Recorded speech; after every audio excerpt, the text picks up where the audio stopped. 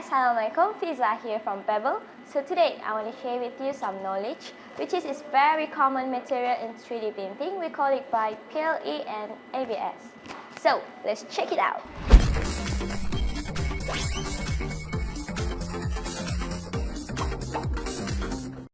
So first thing first, we're going to talk about PLA. So what is PLA? Basically, PLA is made from the cornstarch and it's one of biocompatible material. It's really easy to print and it doesn't need high temperature, and also it can print with open environment. It's very different with ABS. So what is ABS?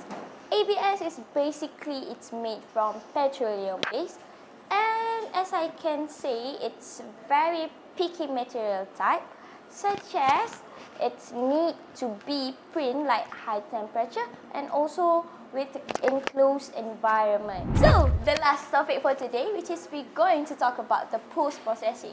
So for PLA, we need to use two kinds of sandpaper, which is one is the rougher one and the other one is the softer one. So basically, first thing we need to use the rougher one, and then lastly we should use the softer one to have a finishing look.